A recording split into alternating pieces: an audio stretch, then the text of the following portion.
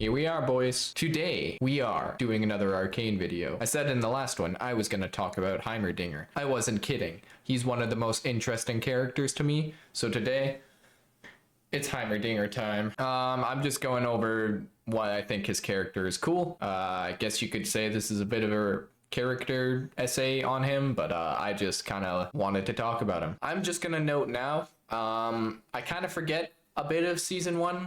That was a while ago since I've seen it, but season 2 is pretty fresh in my mind still, so I think I'll be more accurate there than I am with season 1 Heimerdinger. So if I do bring up anything that is wrong, it's not my fault. Anyways, I'm gonna get on with the video. I hope you enjoyed today, and yeah, let's talk about the big dinger. Go spin the wheel and see where it lands. So, to start, I just want to say, I love Heimerdinger. There's nothing to not love about him. He has some of the best moments in the show, serving as both the comic relief and the wise perspective for a lot of characters. He has a lot of moments in the show where he just counsels people and helps them work through the hardships that they're dealing with. Some of the dialogue that he has in the show, he has some of the best lines. The brambleback has left the jungle. A way to harness magic through science. Magic? Yes. No. No? Overall, he's just a cute guy too. His overall demeanor and attitude, the way the animators animated him in these quick, whimsical whips of movement that he does, he's definitely a staple for me as one of the more interesting characters. Arcane did a really good job telling his story, despite the amount of screen time that he got. Everything that he did had good intentions, or at least tried to. He wasn't perfect. He did a lot of wrong in the show, but he never tried to do anything with malintention. And that kind of brings me to my next point. When the war quiets down, strike up the band. If you think about it, he's kind of the Gandalf equivalent of the show. Like, he's not exactly Gandalf, which is the beautiful part, but he's pretty close. You know, he's in the show, anyways, he is 313 as of season 2, so he's a bit old. He's definitely got the old, wise, old person, and I feel like people forget that a lot. Like, when they talk about Heimerdinger, they kind of forget that he's been around for like 300 years, so like, he should be this character that everyone goes to for this wise, sage advice, but fuck no, they don't do that. Everyone in the show just seems to view him as this silly little rat guy who hates magic. Which is, you know, something I can appreciate about Arcane, is they do kind of shy away from the cliche of the old wise sage helping the young hero. Heimerdinger doesn't exactly help, or he isn't like seen as that character in the show, and that's what's really cool about him. We didn't get another Gandalf, we got the Mr. Dingle Dongle himself. Heimer probably has some of the least screen time in Arcane, at least in my opinion, compared to somebody like Vi or Jinx. You can tell that he has this sort of trauma around magic, which I'll get into later, but it's just cool how that is portrayed through him through so little telling of his story. All you need to know about his character is that he doesn't like magic. That's something that he went through in the past, and it ruined him. He prefers the more material invention of science, which is much more reliable to him.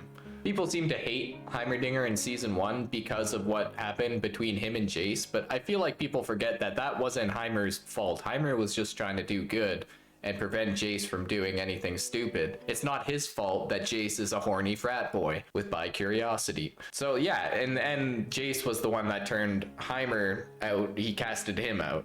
It's Jace's fault. Really, fuck Jace. Stop hating on Heimerdinger. Keep marching on.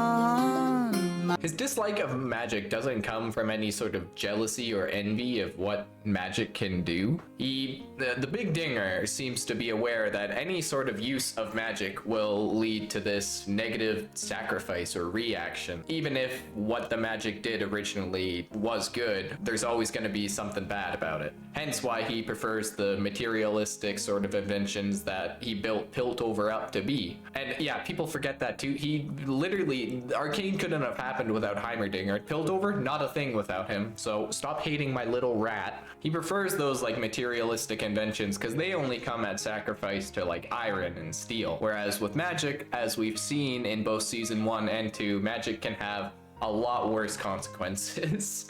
The whole reason he tells Jace that stay away from magic is not because he just wants Jace to fuck off. It's because he knows that Jace is a super incredible inventor. Unfortunately for Mr. Heimerdinger, his mistake was mentoring a horny frat boy with bi-curiosity and a lack of priorities. If he had any sense, he would have kept Jace in that jail cell and Arcane wouldn't have happened. He could have done a lot to prevent that, like actually just sending Jace to jail or shutting down the whole operation.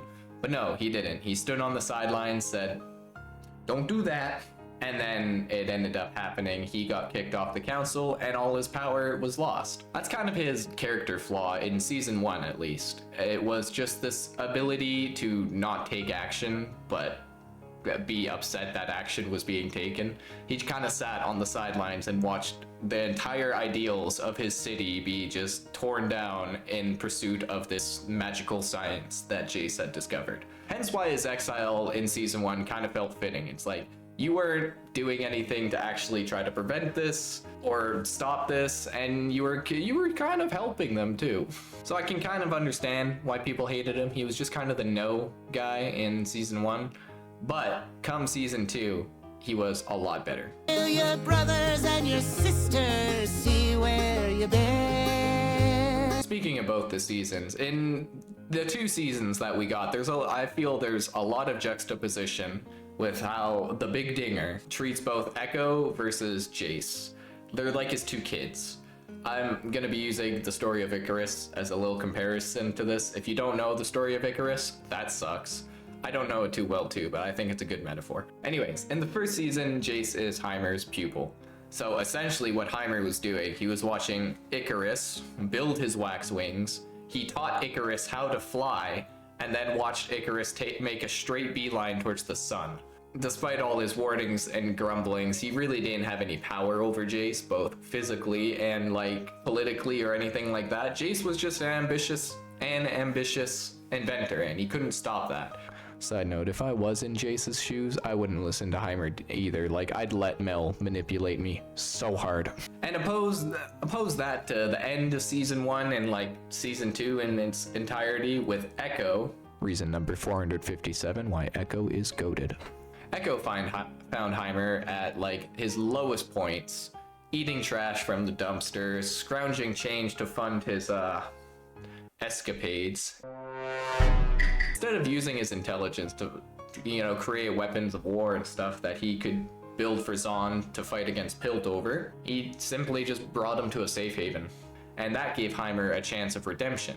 He now saw this new chance to have this pupil and teach him right, that magic can be used for good, but to be mindful of the sacrifices. So unlike with Jace and the Icarus comparison, he helped Echo build his wings.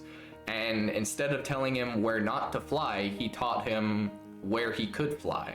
And that is kind of why I love Heimerdinger as a character, is he learned from his mistakes very fast, and we got Echo as a result. Instead of saying no to Echo's ambitions as an inventor, he said he supported them and he tried to help them grow. And it kind of ended up with him turning this leaf on magic, because in the end of episode 7 in season 2, he ended up using magic to help Echo get back to the main timeline. And I think through all that learning, Heimer eventually came to understand that using magic does in fact come with sacrifice, but it should come from the sacrifice of oneself, not from the sacrifice of others. Turn that hourglass around and count to 10. Much of the point I'm trying to get across is Heimer is this magical creature who hates magic, but none of Arcane could have happened without his observations, at least. Through his inaction in season 1 with Jace and not preventing him from pursuing this magic, the Arcane, and the action that he took in season 2 to repair those mistakes that he made back in season 1 with Jace, he ended up just being this really deep character. Which is funny when you look at him. You don't think that he would have that much depth as a character because he's just this silly, furry little rat scientist, but no. I think it was a good decision to make him a Yordle for that reason as well, because Yordles, very tiny guys, they may be freaks in the sheets, but they can sure get beat in the streets. So stupid. Why did I write that? But it meant he couldn't problem solve by just punching it in the face or, you know, shooting it or throwing a hammer at it. He had to use his wisdom and intelligence to actually overcome a lot of the challenges. In acceptance of episode 7, I think it was a beautiful way for Heimer to go out. In the end, he did end up turning a leaf on magic and using it to bring Echo back to the main timeline.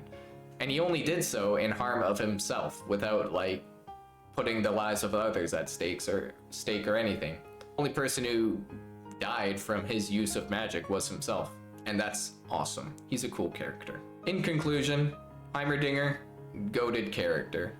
In the end, he was a freak in the sheets and a goat in the streets. Love Heimerdinger. I really just wanted to say he was a freaky rat, didn't I? Did that all make sense? Did you guys get that? That's the video for today. I hope you liked the Arcane content. I'm liking it so far. I noticed that the last video got really good, did really good, so thank you guys for that.